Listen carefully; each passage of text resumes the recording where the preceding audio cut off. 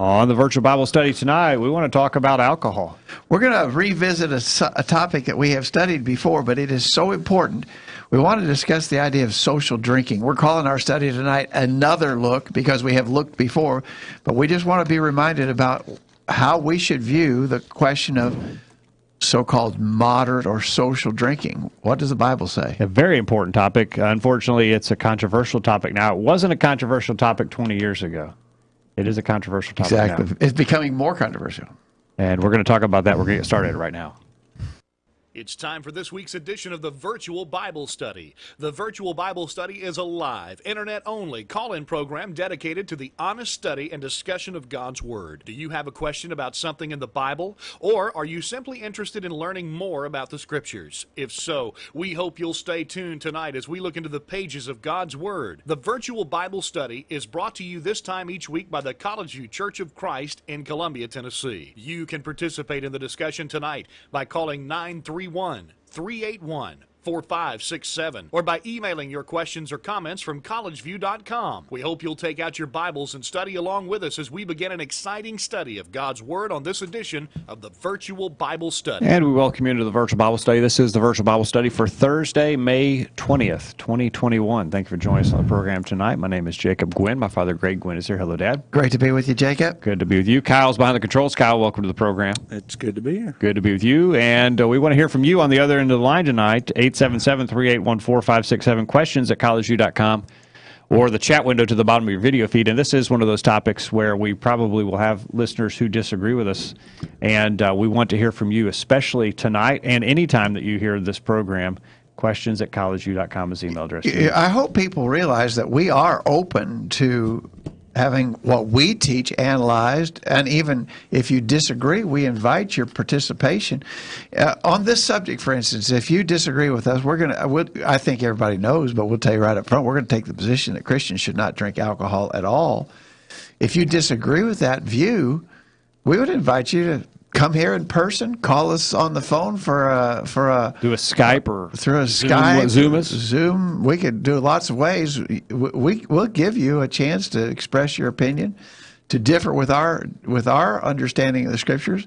We're not a closed system here. We're open to your input, even if you disagree with us. All right. Again, questions at collegeview.com if you're listening after the fact, maybe listening to the podcast version. Questions at collegeview.com. But if you're listening to us tonight, give us a call, 877-381-4567. Join in the chat room with other listeners. See Brian in California, Dwight and Michelle in Iowa, Grant and Janie up in Franklin, Tennessee, and others that need to sign in there. So Robert has been in the chat room the last several weeks. Robert, we don't know where you're from. Give us a indication of your geographical location there. Robert's been participating several weeks recently. And from parts unknown. From parts unknown. Yeah. Well, tonight's program is brought to us by Kyle. Kyle's the one who came across an article that we want to reference in just a little bit. It was actually, surprisingly, an anti-drinking article, news coverage that was found on the CNN website. Quite shocking, but we're going to reference that here. Yeah, you blew your doors off, Kyle. Yeah, which it's on. It just popped in my news feed, which I usually peruse. I'll usually glance at the headlines from CNN, but I'm trying to dive in. But I was the headline kind of caught me. So a lot of people saw that, Kyle, because you were the first to send it over, but I had 2 or 3 others who independently, who didn't know that we were already on it, sent it to me today. So people were you got some notice. scoopers out there. Yeah, people were paying notice. Right. So we'll reference that in a minute. Let me read you the questions we sent to our update list earlier today. Get on our list if you're not. Send us an email to questions@collegeview.com. Say, add me to the list. Here's what our questions were to our update list earlier today. I just wanted to know from our listening partners, number one, are you aware of any statements, articles, and so forth wherein Christians are taking a soft or compromising position on social drinking? I am aware of too many of those things. I just wonder if some of our listeners were also aware. Number two, all agree that the Bible condemns drunkenness, but can it be proved that the Bible teaches Christians to practice total abstinence from drinking alcohol? Number three, is there any current science that speaks to the dangers of drinking alcohol? I think that's where we'll bring that article in. Number 4, what do we know about the common practice of first century Christians in regards to the consumption of alcohol? Number 5, explain how the word wine is used in the Bible. Does it always mean an intoxicating drink? Number 6, true or false, men in Bible times did not know how to preserve grape juice to prevent fermentation. Yes or no, explain your answer.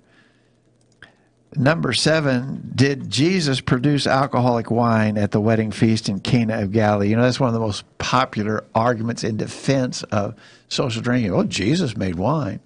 Let's talk about that. We want to get to that at the end of our program. I think all of our, probably the vast majority, at least, of our listeners know the answer to that question, but we want to make sure we've got that well pinned down. So first of all, Jacob, how did our emailers respond? Are you aware of any statements, articles, and so forth wherein Christians are taking a soft or compromising position on social drinking? Get a load of this. Kent from Calhoun, Georgia says, in the 12/20/2019 edition of the Christian Chronicle, Bobby Ross, editor-in-chief, authored an article regarding changing attitudes among liberal churches of Christ regarding that of social drinking. He spoke of visiting a local church in the northeastern part of the U.S. where the members collectively engaged in eating a common meal together. During this collective action of this particular local church, participants engaged in social drinking. Also, in recent years, Thomas Rhett, a country music artist and alumnus of Lipscomb University, had a single hit entitled Beer with Jesus. Oh, Isn't boy. that amazing? Yeah. Grant says, brethren are teaching that drinking alcoholic beverages in moderation is not sinful. I was given a slide justifying the use of intoxicating drink in moderation, along with an article teaching that Jesus changed the water to intoxicating wine in John chapter 2, the wedding feast of Cana in Galilee. Brethren are using intoxicating wine as an emblem at the Lord's Supper. I experienced this while attending services in Pisa, Italy. I wonder if he saw the Leaning Tower while he was there. Well, I imagine he did. yeah. Brethren are providing intoxicating drink at lunch after services on the Lord's Day. I experienced this in Pisa, Italy, and Munich, Germany. In discussion with a brother in Christ, he indicated it would not be a sin for the two of us to have a can of beer together. Thank you, Since we just read Grant's, let me share something that Grant showed me recently. This is from a workbook published by, I won't name the author. If I named him, almost everybody listening tonight would know his name. Well known among conservative churches of Christ, formerly associated with Florida College. He said individual differences, I'll take my glasses off so I can read this fine print. Individual differences do not obligate other members of the church and should not bring division. In other words, we can disagree on these things. Here are some examples. He mentioned several different things, and among them he mentioned growing and or using tobacco, moderate drinking of wine at home, working in the tobacco or liquor industry. He went on to mention choice of apparel like jogging shorts, sports uniforms. But I thought it was interesting, sad, to note that he mentioned that we can differ over the moderate drinking of alcohol. That should not cause division among Christians. That's very sad. Here's what Dwight said. Well, Dwight and Michelle have the granddaughters, and so their answers are short. We can understand why. Yes, I've heard from brethren, even a preacher, that social drinking is acceptable as long as you don't get drunk. I was asked of him, is it okay if your daughter has an occasional drink then? Or it was asked of him, is it okay if your daughter has an occasional drink? His response was, she's only 16, she's not allowed to drink. Well, why? Why not? Yeah, is that scriptural? Another brother who is also a preacher told me I should fellowship with a church that condones social drinking because the scriptures only teach not to get drunk. Okay. Here's another quote from a preacher who also was formerly associated with Florida College, and I won't name him, but if I did, many of our listeners would know him. This guy says, I wish I could find a passage in the Bible that says thou shalt not ever drink any alcoholic drink. So far as I know, a passage like that doesn't exist, he says. I think I could show him one if he'll listen. Well, I hope we'll show him several tonight. Yeah. Mohan's up in Chicago. He says, look at the document on kipmclean.com entitled Revolution Through Restoration 2. And do a word search for wine where the author tries to make the argument that drinking wine is not a sin, but only drinking too much of it is a sin. I don't know if that name Kip McKean rings a bell with people still yet. Kip McKean was the guy who was the head of the Boston Church of Christ, became known as the International Churches of Christ. He, of course, extremely that originated among what we would refer to as liberal Churches of Christ, because they went completely off the deep end. But that Kip McKean, who's arguing that you can drink as long as you don't drink too much, he's that guy that was the founder or principal mover with the Boston Church of Christ. So it is going around, no doubt. So it's out there. Yeah. And so I think our listeners' experience is pretty common with our own, that this is happening among churches of Christ. You know, we'd like to think that this is maybe only some of the very liberal mainline Protestant denominations that are lax on these kind of moral questions. It is sad to note that is not the case, and that this is infecting the church. Worldliness in general is infecting even conservative churches of Christ, and on what should be a slam dunk question of morality, we've got brethren who are getting soft and wishy-washy. Because Jesus, here's what Kip McKean says, because Jesus created wine as his first miracle and drank wine when celebrating the Lord's Supper, drinking wine is not a sin. Titus 2 verse 3 teaches that we should not be addicted to much wine, implying that some is okay. However, if one drinks too much, it is a sin, drunkenness. Well, when would I know that? You know what I would like to ask him in person is, when would I know where that line is? He says if you drink too much, it's a sin. Well, is it one glass? One big glass? All right. Two small glasses? Two large glasses? Where is he the arbiter of that? Does he get to say when it's too much and thus a sin? Now, he agrees, and everybody agrees. There's no argument about this. Being drunk sends somebody to hell. That will punch your ticket to hell. Get drunk. Well, what is drunk? Yeah. States don't agree on that. Different blood alcohol levels constitute driving under the influence in different states. It's not the same everywhere. Which one of those states is right? Yeah. And is there any instruction of God given to us where it's something fuzzy like that? Oh, yeah. You do this, you go to hell. You do this, you don't go to hell. But that middle ground is just sort of fuzzy. Nobody knows exactly where that is. Yeah, so, sort of like fuzzy logic or fuzzy math. You know, we don't know what it really means. God's not fuzzy about the truth that he reveals to us. Yeah, and so nobody can define what drunk is. The states can't do it. And people would say, well, you know when you are. Well, how do you know when you are unless you're there one time? Yeah. I can't know how much I can drink without getting drunk until I do it. Yeah. And so I have to sin in order to learn how not to do what God said don't do. It just doesn't make sense. Would you apply that rule to other sins? Yeah. For instance, abstain from fornication. Yeah. Well, I don't know until I've actually crossed that line. Yeah. Or thou shalt not steal. Well, you're going to have to steal once to figure out where the line is. Yeah.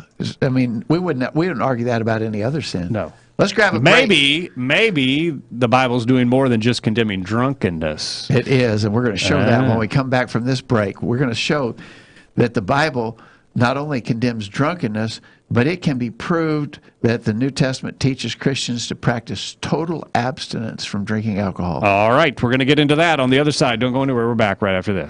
You won't want to miss what we talk about next. The discussion continues right after these important messages. You won't want to miss. Here's a quick thought. By the word of the Lord the heavens were made, and all the host of them by the breath of his mouth. Psalm 34:6. How great and powerful is God! He spoke the universe into existence. Even the earth operates in precision by his will. Find ways to bring praise to our awesome God today. Seize the day. Here's some quotes worth pondering.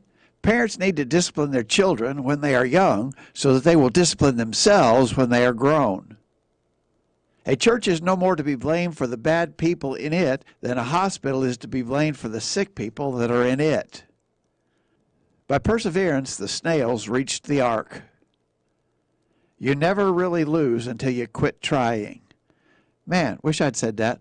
Use your internet connection for something good. Listen to the virtual Bible study every week. Now, back to the program. Back on the program tonight, as we talk about alcohol, and look what the Bible says about it. Some are saying it only condemns being drunk, and we're saying that's not the full picture, and we're going to look at that now. All right, so our second question was, all agree that the Bible condemns drunkenness, but can it be proved?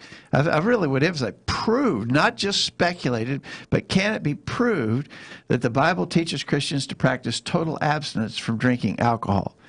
I think we could give a real affirmative yes. It says it is condemned. In other words, this has to be stressed, Jacob. We're commanded to abstain from alcohol. It's not just a recommendation. It's not just good advice. It's a command. And we've covered this several times on the Virtual Bible Study, but it's been a number of years since we looked thoroughly into this subject. Back in 2015, we had a series of 3 lessons on this subject, in fact, on the Virtual Bible Study. But a key word in this discussion is the Greek word nepho. If you spell it with English letters, it's Nepho. 4 times in the New Testament it's translated as sober. 3 of those times it's found in 3 of those instances are found in the book of 1 Peter. Let me read them to you. 1 Peter 1:13.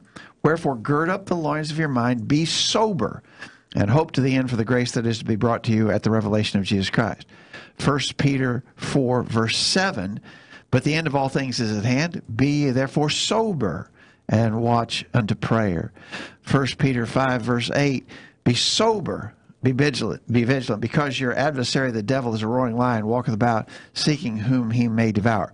So, all of those, I mean, just take what Peter said in 3 instances there in the epistle of 1 Peter. We're commanded to be sober. And that's the Greek word nepho. But what does nepho mean? Well, let me give you some definitions from Greek authorities.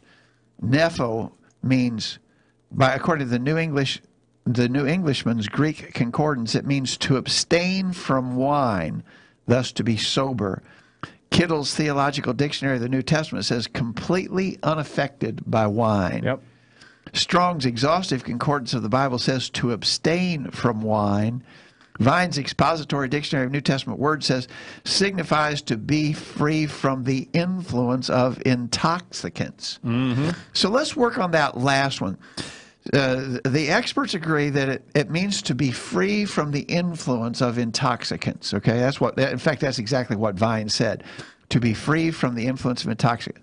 Now, this therefore means total abstinence, because medical experts tell us that alcohol begins to influence us immediately. Remember, we're supposed to be free from the influence, but alcohol begins to influence us at the very first inkling of participation, the very first consumption of alcohol. Here's what, boy, I think medical doctors hate for us to do medical research on the internet. You know, self-diagnose. Don't tell your doctor. Here's WebMD. I think a lot of people recognize the website WebMD. WebMD.com says 30 seconds after your first sip, alcohol races into your brain. It slows down the chemicals and pathways that your brain cells use to send messages. That alters your mood, slows your reflexes, and throws off your balance. Excuse me. You also... You want me to finish that? There you go. You got it. You also... Go ahead. You also can't think straight, which you may not recall later because you'll struggle to restore things in long-term memory. All right. So that's telling us we're immediately under the influence from our first sip of alcohol. Well, if we're commanded to be sober and thus be free from the influence of intoxicants, that putting those two things together necessarily means you can't drink any at all. You're commanded not to drink any at all. Sobriety, commanded sobriety, dictates that you cannot drink any alcohol at all. And the first, it's starting to influence your judgment here. There's no scriptural. They got no scriptural stake here. They got no axe to grind. And they're saying it influences your judgment as soon as you start drinking it. Yeah. And now, again, that line of drunkenness, which is somewhat fuzzy, but it's going to send me to hell. I've got to be able to discern that now when my judgment is already impaired. Okay. So the guy who's arguing, well, the first sip doesn't impair your judgment enough to say that you're drunk. But as you say, so I'm going to take 3 or 4 drinks, and then my judgment is still supposed to be good enough to say, better not drink anymore because that will put me over the limit. Yeah. My judgment is increasingly impaired the more I drink, but when I've already drunken a lot out here, I'm supposed to make a sound judgment about not getting drunk. It just doesn't. The whole thing is just ridiculous. It doesn't work. Yeah. And he talks about impairing your judgment. Lots of scriptures we can look at to show that it impairs your judgment. In Leviticus chapter 10, you remember the story in Leviticus chapter 10? What happened there to Nadab and Abihu? Yeah. And you know what God said right after that about the profane fire? They're struck dead. They're lying dead. And one of the first things God says after that is he gives some instructions for the priest. And he says, well, let me find it here. Verse 9. Leviticus chapter 10, verse 9. Do not drink wine nor strong drink, thou nor thy sons. He's telling this to Aaron. The priest. When you go into the tabernacle of the congregation, lest you die, it shall be a statute forever throughout your generations, and that you may put a difference between holy and unholy, between unclean and clean. And that you may teach the children of Israel all the statutes of the Lord, which the Lord has spoken unto them by the hand of Moses. Now, why would he do that right after Nadab and Abihu got struck dead? Could it have been Nadab and Abihu had been nip it a little bit in the bottle? It might have been, but even if you couldn't, I mean, there's an implication there, but even if you couldn't prove that, he's saying don't let your judgment be impaired by wine and strong Why drink. not to do that? Because when you drink it, you cannot tell between clean and unclean, between right and wrong. Yeah. Yeah, good point. And he says, lay off of it. Don't drink it at all. Don't get drunk. Don't drink it at all. Now, you mentioned the word nepho. And one of the places where that's used is in 1 Peter chapter 5, verse 8. Yep. And the connection there was with fighting off the devil. And notice how he's mentioned there. He's mentioned as the roaring lion, seeking about whom he may devour. We're playing with fire here. Yeah.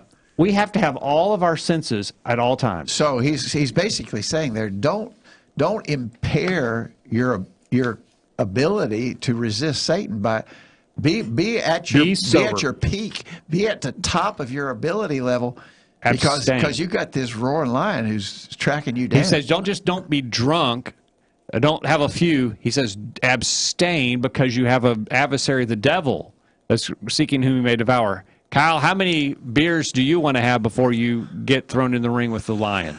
Well, I think any lion tamer would. I'm sure they would say 0, but you know, anybody who social drinks and they're just think, well, I'll just this is just this one sip and I'm going to ask for forgiveness later and everything's going to be good. But I think you're searing your conscience with a hot iron after a little while. You're like, well, you're just going to keep turning up and keep asking for forgiveness. Everything's going to be okay after a while. I'm just going to drink later and I'm going to, make sure I pray to God and everything. He'll forgive me.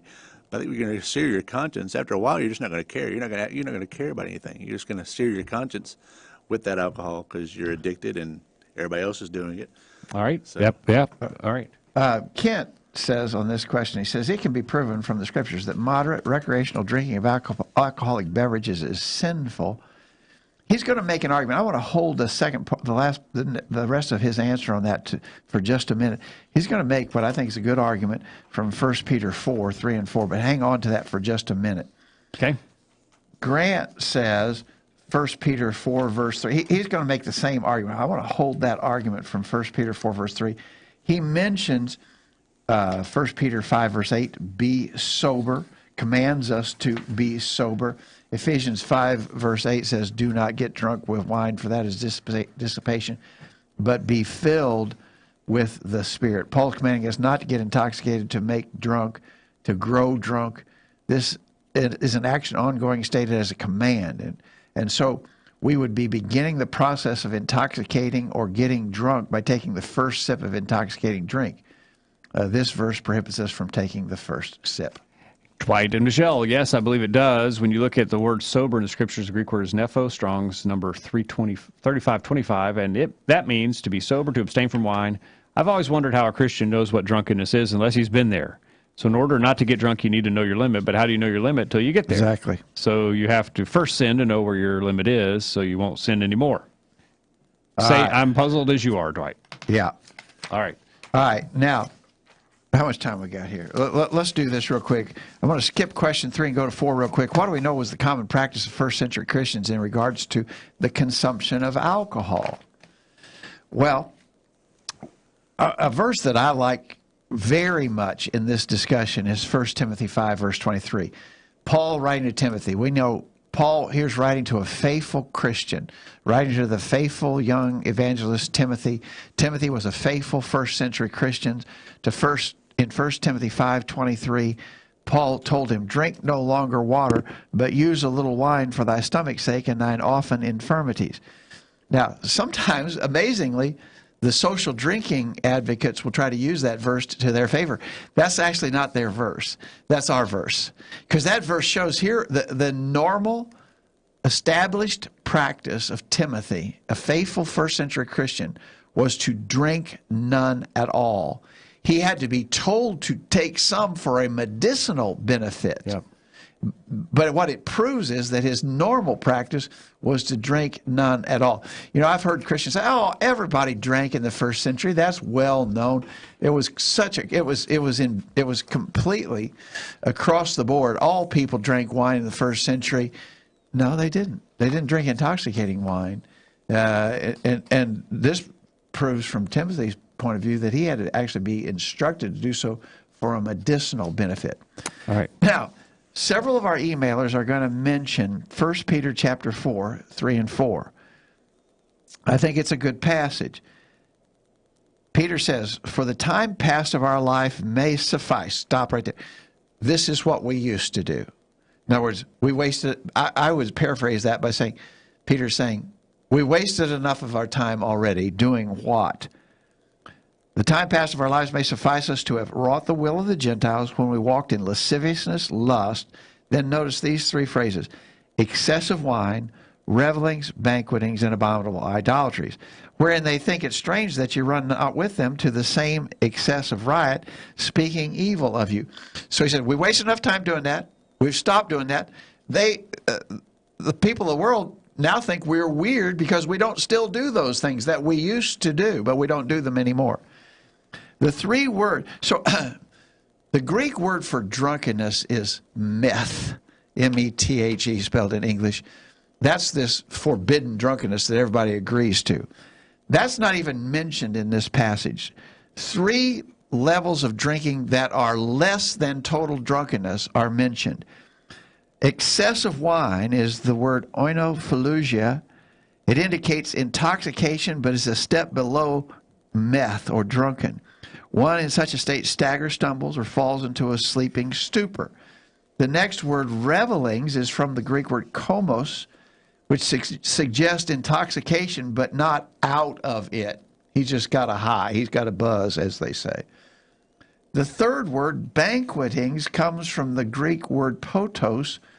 R.C. Trench, in his book Synonyms of the New Testament, says this is drinking without reference to amount, not of necessity excessive.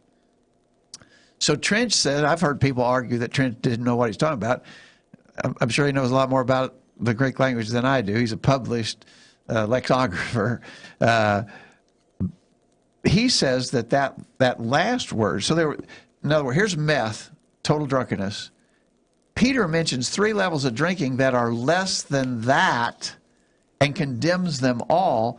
And the last level of drinking was banquetings, which very likely does not refer to an amount or an abundance or too much. just simply, it's not necessarily condemning excess, it's just condemning the consumption of alcohol. So I think that passage is a pretty good one, 1 Peter 4:3-4. Let's read what our emailers say before the break, Jacob. Yeah, here's what Kent says. It can be proven from the scriptures that moderate recreational drinking of alcoholic beverages is sinful. Kent says there are various New Testament words that refer to the entire range of degrees of drunkenness as being sinful. Only the Fallujah and potos is used in 1 Peter 4, verse 3, in contrast to that of excessive wine. Therefore, the practice of recreational/moderate drinking is classified as being sinful. This term speaks with reference to drinking parties, kosmos, as used in Romans 13, verse 13, which mean to revel, and according to the basic standard Greek and English lexicon, also speaks with reference to drinking parties. Galatians chapter 5, verse 21 refers to kosmos as a work of the flesh. Metha is translated drunkenness in Romans 13, verse 13.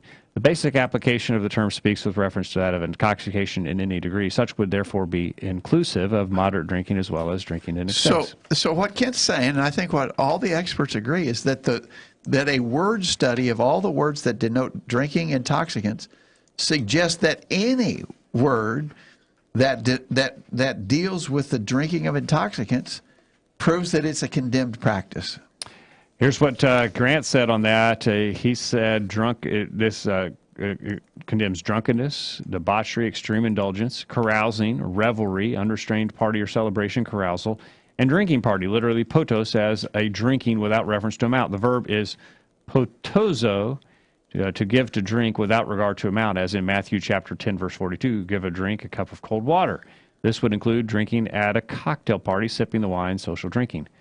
These three words describe a process one experiences going from one drink at a party to unrestrained partying to extreme indulgence to intoxicating drink. 4 verses down, Peter goes on to write in 1 Peter 4, verse 7, the end of all things is near, therefore be of sound judgment and sober spirit for the purpose of prayer. Peter here is commanding us to be sober, to abstain from wine, to be free from the use of intoxicants. Exactly right. All right. And I think we got the others. Okay. All right. We got to get a break. But again, that goes to the question that we asked,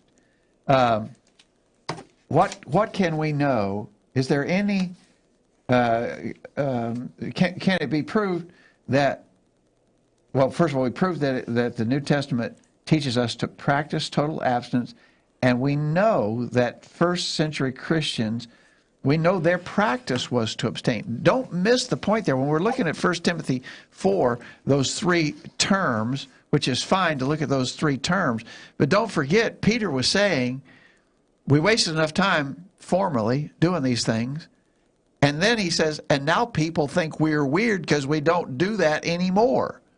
So all of those varying degrees of drinking, Peter says, we don't do them anymore. So the point we're making there is first century Christians were clearly abstainers.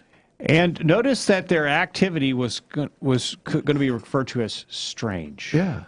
Now, if they're at this drinking party and they're just having 1 or 2 glasses of wine, who in their right mind would think they're strange for doing that? Why would they think they're strange? If there's a drinking party and you come and you're sipping wine along with me, how would I think you're strange? I'm not getting drunk. Why would I think you're strange if you're going along with me? You see, they were abstaining. Yeah, that's what made them. Like you say, so we're at a drinking party. You drink and get drunk. I just sip my wine. I don't get drunk. But no, I'm just saying I'm saying I'm getting drunk, but you're not. Yeah, go ahead. So you're getting drunk, but I'm not. I'm just sipping a glass of wine. You wouldn't think I'm weird in that environment. You're taking with me. Yeah. The only way that in that environment you would think I was weird is if I absolutely refused to participate at all. Yep. Exactly right. And we're back after a little bit of a technical glitch there, but we're back. And no doubt, don't even know where we are, but we're back. Yeah, we were talking about just some well-established studies that are indicating it's not healthy. You know, one of the arguments that was made for many years is it's healthy to have a glass of wine every day. It's good for your health. Yeah. That's pretty much been completely debunked now. Yep. And this study from Oxford University says there's no safe level of alcoholic consumption. And so, that's just a common sense argument. But it's also a biblical argument because we're instructed to care for our physical bodies. One of the arguments we make about using tobacco is it harms your physical body. We now have scientific basis for making that same argument against using alcohol. Yeah, David sent me an email or an article this afternoon late about alcohol and the fact that alcohol is an incredible solvent and it has incredible chemical properties that are very helpful to us in the industrial world and in everyday life.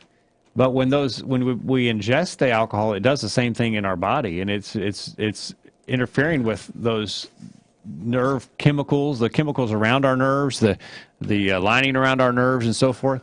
It's doing that same harm to our body like it would do. You could use some alcohol to take the sticky off of something that's some grime or something off of surface. It's doing stuff like that in our body, and it's causing harm. Yeah, exactly right.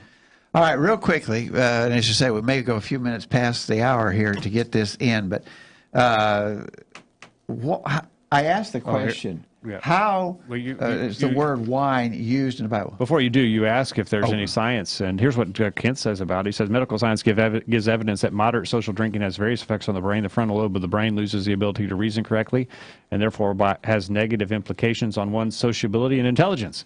The parietal lobe of the brain suffers a loss of motor skills and slower reaction time. The temporal lobe of the brain suffers loss of slurred speech and impaired hearing. The occipital lobe of the brain, I didn't even know I had one of those, suffers that of impaired vision and distance judgment. The cerebellum of the brain suffers lack of muscle coordination and balance. Also, alcohol destroys brain cells that cannot be repaired. Let's see. Let's take Grant here. He's not going to chime in on the science part, but he says, from a personal note, that I have experienced the dangers of drinking alcohol. My grandfather was an alcoholic, my mother was an alcoholic, and sister-in-law of mine died from alcohol poisoning. So Grant knows what it's about. That gets pretty close to home, doesn't it? Grant knows. Dwight says it impairs minds to think rationally, alcoholism, liver damage, and they even say buzz driving is drunk driving. Thank you, Dwight, for that. Okay. All right. Sorry for the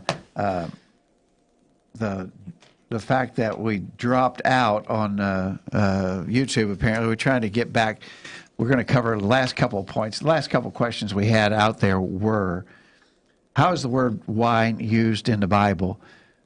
I think probably most all of our listeners understand that the word wine, in both Old Testament usage Hebrew and New Testament usage Greek, the word wine could mean in those times either what we would simply refer to as grape juice, or it could refer to fermented, intoxicating, alcoholic wine. They didn't have a distinction. If I use the word wine today, everybody understands I mean alcoholic, intoxicating drink. That was not the case either in Old Testament times or New Testament times. A good example of that, and I think most of us are familiar with Isaiah 65, verse 8. Isaiah 65, verse 8, thus says the Lord, as the new wine is found in the cluster, and one says, destroy it not, for a blessing is in it, so will I do for my servant's sake, that I may not destroy them all. Wine found in the cluster. So you got a cluster of grapes. There's wine in there. What would that wine be? Well, it'd have to be what we would refer to as grape juice. It certainly wasn't fermented or intoxicating. And so that one verse shows that biblically, the context has to be, sometimes wine can mean intoxicating drink. Other times it just means grape juice. That being the case, you got to let the context dictate which is under consideration. Do not make the false assumption that every time you read the word wine in the Bible, it means intoxicating drink, because that is not the case. And sometimes people want to look at the idea that wine and being merry. You've heard people make that argument where it's talking about them having wine and it causes them to be merry. I came across this the other day in Judges chapter 9, verse 27. They went out into the fields and gathered their vineyards and trode the grapes and made merry. They're squeezing the grape juice out right there, and they're making merry. They were happy. They're happy, and food and things like that make us happy. A harvest makes us happy. Yeah. They were so just because you read that they had wine and they were making merry doesn't mean that they're getting drunk. Yeah. Now, some might say, well, that's just a bunch of hogwash. That wine would mean non-alcoholic. That it could mean grape juice. No, nobody would think that. Well, we still have the same use of words. I've learned recently that within maybe the last 100 years, even in the United States, that wine could mean grape juice. That somebody had referenced a thing for, I think, Welch's grape juice and called it wine. So in English even it's done that. But we have a word today that we use the same way, cider. If someone says we had cider, we had some cider. That could be alcoholic or it could be non-fermented. So there's an example, modern example. We still have that that lack of delineation in our language today. Yeah, good point. So it's not a stretch to say, well, in the Greek language that it could mean non-alcoholic. It certainly could. Yeah. Okay. All right. Real quickly, because we're going to be over time, but we had some technical difficulties out of our control, sadly. But I don't know. I think it was Kyle did something over there. He's just keeping quiet about it. Kyle's over there typing on the Kyle's keyboard. He's hanging down below those monitors over there. No. Yeah, show your face now. Come on. All right. So we asked the question. So there's our answer to the word. By the way, we need to probably get our emailers on that. Yeah, here we go. How's the word used? Kent says, in the New Testament, the basic term used is the word oinos, which such speaks with reference to either fermented or unfermented byproducts of the grape. The contextual usage of the word determines whether the term wine refers to alcohol or unfermented grape juice. It is significant that the term oinos is never used regarding the Lord's Supper.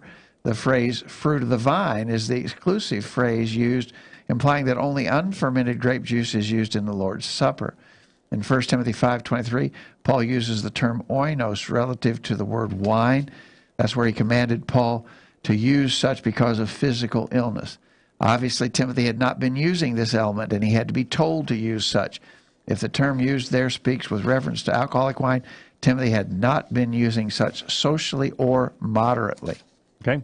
And then Grant says the Greek word is oinos. Biblical scholars agreed that in the Septuagint or Greek translation of the Old Testament and the New Testament, the word oinos corresponds to the Hebrew word yayin. Yayin. Stewart says in the New Testament we have oinos, which corresponds exactly to the Hebrew yayin. And both yayin and oinos are generic words. They designate the juice of the grape in all its stages. So we must look at the context to determine whether fermented or unfermented wine is referred to. Right. Exactly right. Dwight says wine is used in both ways. Wine as grape juice, such as the Lord's Supper, and then there's wine we are to abstain from, the intoxicating drink. Okay. All right. All right. Quickly. Number 6. Number 6 was true or false. Men in Bible times did not know how to preserve grape juice to prevent fermentation. The answer is false. Oh, false. They did know how. There were some commonly used methodologies, and there's some really. I want to say, with all due respect and kindness, that the people who make that statement are completely unstudied and uninformed, because you do not have to look very hard to be able to find out that men of antiquity had multiple methods for keeping grape juice in an unfermented state. And it was the prized state of the grape juice, not the fermented. Yeah. They wanted the non-fermented. I tell you something really interesting that our listeners might want to do. Go back into 2015, October in 2015. We had Kyle Pope with us on the virtual Bible study, who had actually done a little experimenting with trying to keep grape juice from fermenting, and he was able to do it. And he used some of the same methodologies that men of ancient times used. I have a list here from a reference work. Said they would separate the gluten, which basically was the skin and the pulp. They would, because the skin would especially have the yeast contamination that would provoke fermentation.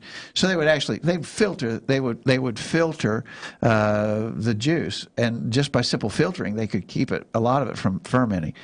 They reduced the moisture, that is, they boiled it down. They made it into a syrup. When they got ready to drink it, they would reconstitute it with water. Grape juice from concentrate. They would exclude air. Yeast has to have air in order to accomplish its fermentation processes. And so if you could keep it from being exposed to air, deprive the oxygen. They were known to take wine in jars and sink them in vats of water to exclude the air. If you reduce the temperature, you can prevent fermentation. They would keep them in cold. They would keep grape juice in cold springs, sulfur fumigation was known to kill the yeast cells. Sometimes you hear about smoked wines. Those were wines that had been exposed to sulfur fumes that thus killed the yeast cells and prevented fermentation. There were just a lot of methods that were used. I think the most common one probably was to boil them down into syrups and then add water later when you wanted fresh grape juice.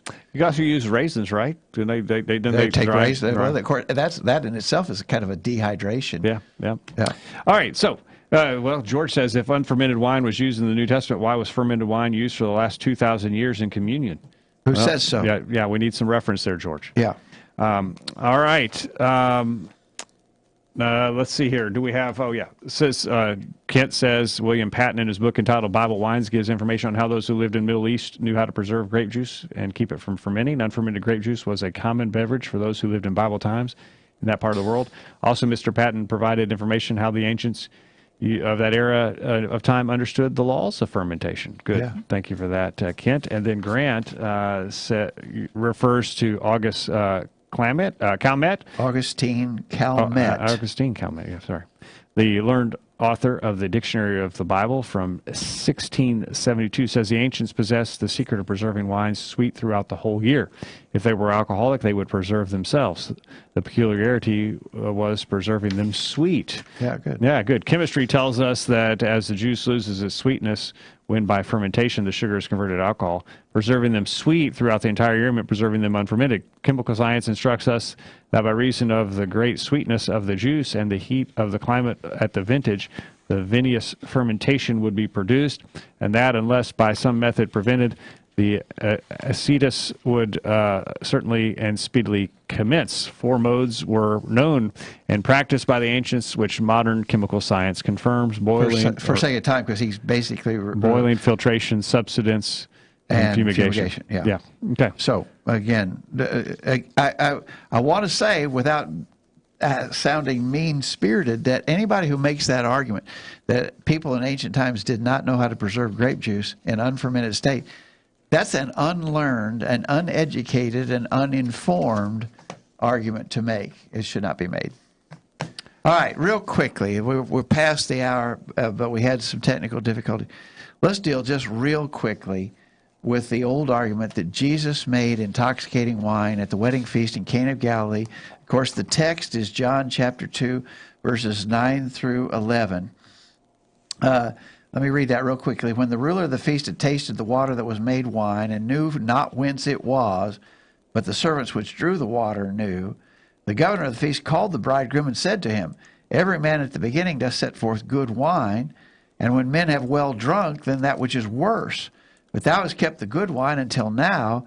This beginning of miracles did Jesus in Cana of Galilee. Now, there's a contrast between good wine and worse wine. Okay, well, what would be the reference there? Good wine or good wine can get you drunk faster? Worse wine, you got to drink more of it to get drunk? Is that how you judge the? No, that's a reference to taste, right? Good wine versus worse wine would be a reference to what tastes better, what tastes not as good. I've often used the illustration. If you came to my house and said, Jake, come over, I'm going to grill some steaks Saturday night. We'll have steaks on the grill. You never said that. Well, if I did. Oh, you did? I said if I did. Okay. So you come over for steaks, but while we're just about ready to sit down to steaks, Kyle shows up. I don't have any more steaks. So I break out the hamburgers, and we grill some hamburgers. And then before long, somebody else shows up. We don't even have any more hamburgers. We start throwing hot dogs on the grill. Yeah. Commonly, what you do is you serve what's best first. Then if you have to fall back to something less, you do it. That's all that was happening there in the wedding feast at Cana of Galilee. The governor of the feast was surprised. Why have you kept what tastes better till last? You should have served what tastes better first. So again, this was not a question as to which could get you intoxicated better, but it was a reference to the taste. The fact of the matter is, if it was a reference, and by the way, when men have well drunk, every man at the beginning does set forth good wine. When men have well drunk, then that which is worse. Now, again, that does not mean when men are completely drunken. That just means when men have had their desire satiated, they've had plenty of the juice. Why did you keep the good until people were already well satisfied with what they'd already consumed? If it meant that they were drunk, then Jesus provided hundreds of gallons of more intoxicating wine to people who were already drunk. Now think about that for a minute. If the wine Jesus made at the wedding feast in Cana was intoxicating wine, we're going to see here, and I think Grant does an analysis how much. By all estimates, he produced hundreds of gallons. If it was intoxicating wine, he was producing hundreds of gallons of more intoxicating wine to people who were already drunk. Everybody says drunkenness is a sin. So Jesus was aiding and abetting and getting sinners to sin more. Is that right? That doesn't work, does it? Doesn't work. Habakkuk 2, verse 15. Woe to him that giveth his neighbor drink, that putteth the bottle before him, that maketh him drunk also. Jesus would have sinned in making people drunk if that wine at the wedding feast was intoxicating wine. Mohan says there's no indication that the wine mentioned is alcoholic wine. Kent says he did not create alcoholic wine. The wedding feast had exhausted the supply of wine. That is, they had well drunk. In consideration of the measurements of the water pots of stone containing the water that Jesus turned to wine, had Jesus turned the water into fermented wine, he would provide enough of an alcoholic beverage for those attending this wedding feast to be really loaded and downright smashed. Such would have been a violation of the Old Testament law, to which, as a Jew, he was amenable. Habakkuk 2, verse 15. And Grant says, Jesus changed water from 6 stone water pots containing 20 to 30 gallons of water each into good, beautiful wine. That equated to 120 to 180 gallons of good, beautiful wine. Did Jesus exert his miraculous power to produce between 120 to 180 gallons of wine, which bites like a serpent, Proverbs 23, verse 32, stings like a viper, Proverbs 23, verse 32, is the venom of serpents, Deuteronomy 32, verse 33, is the deadly poison of cobras, Deuteronomy 32, verse 33. Did Jesus exert his miraculous power to produce between 120 to 180 gallons of wine, which makes man's heart glad, so that he may make his face glisten with oil, Psalm 104, verse 15, which manifested his glory, John 2, verse 11. The necessary conclusion must be that Jesus produced unfermented wine. This festification furnishes no sanctification for the use of alcoholic wine of commerce at weddings at the present time, much less for the use of them on other occasions. Thank you, Grant. And then Dwight says, this is speaking of new wine, which is not fermented wine. Jesus made the good wine for people to drink. I cannot even imagine Jesus making intoxicating wine for people to get drunk on. It does not make sense, as Dwight says there. People are saying that Jesus made wine and going as far as saying that Jesus drank alcoholic wine when he was here on earth. That song that was referenced by Kent there, A Beer with Jesus, that's getting to be more and more common, even by Christians today, that Jesus imbibed. And we can know for certain that he didn't. Yeah. Proverbs chapter 31. The mule is told, it is not for kings, O Lemuel, it is not for kings to drink wine, nor for princes strong drink, lest they drink and forget the law and pervert the judgment of any of the afflicted. Proverbs 31, God inspired that. Jesus was a king, or is a king. It's not for kings to drink. They're not supposed to do it. Leviticus chapter 10 says that priests aren't supposed to drink. Jesus is our high priest. And we are priests. Jesus did not imbibe. The scriptures are very clear on that. Jesus wasn't a candidate for imbibing, nor are Christians today as we follow his steps. We cannot be engaged in the consumption of intoxicating beverages. It's plain and it's clear. But I think we'll probably have some listeners who disagree with us. I think George is in the chat room, and George disagrees with us, I believe. We don't have time to cover it, but there's been an exchange back and forth in the chat room between George and Nick. And George is trying to make the point that once we put out the grape juice for the Lord's Supper on Sunday morning, it begins to ferment. Therefore, we cannot say that we're using unfermented wine, unfermented grape juice in the Lord's Supper, which I think is a really bogus argument. But we'd be We're not- glad for George to join us we're on the not- virtual yeah. Bible study. Yeah. And we can discuss it in person if you'd like. Yeah, George, we would welcome you for that. Do that. We'd do that with a calm and cordial demeanor here. We would welcome you to come and to argue your standpoint and your views with us and to show us why you believe we're wrong. Yeah. Contact us, please, George. Questions@collegeview.com, or anyone who disagrees with us. Questions@collegeview.com. We'd like to hear your reasoning from the Scriptures on why you believe it is acceptable. Kyle, thanks for giving us the tip today for the topic. Any comments on that side of the board tonight? No, it's a good study. I think it's always a necessary study, so that was good. Okay. All right. Sorry for our technical problem. That's the first time that's happened, I guess, in quite maybe ever, where we've just basically dropped our YouTube stream, had to restart it. That's why there was some confusion there about getting the link back up, because we came up with a different We're link going to have when some we editing to restarted do the stream. to snip these two things and Yeah. glue them together, but hopefully we'll get it out there. All right. Thanks, Kyle, for being here. Thank you, Dad, for your time. Thanks, Thank Jacob. you for joining us. Hope you benefited from our study and discussion of God's Word, and we hope you make plans to be back here this time next week for another edition of the Virtual Bible Study. In the meantime, we encourage you to put God first in your life, study His inspired Word of the Bible, and live by it every day. You'll never regret it. Thanks for listening to the Virtual Bible Study, brought to you by the College View Church of Christ. The College View Church of Christ meets at 1618 Hampshire Pike in Columbia, Tennessee. If you are in the Columbia, Tennessee area, we encourage you to worship with the College View Church of Christ on Sunday mornings at 9:30 and on Sunday evenings at 6 o'clock. The College View Church of Christ also welcomes you to attend their Wednesday night Bible studies at 7 o'clock. If you have any questions about something that was said on tonight's broadcast or would like more information about the College View Church of Christ, please call 931-381-4567. That number again, 931-381-4567. Or for more information on the internet, visit collegeview.com. Be sure to tune into the Virtual Bible Study this time next Thursday for another informative study of God's Word.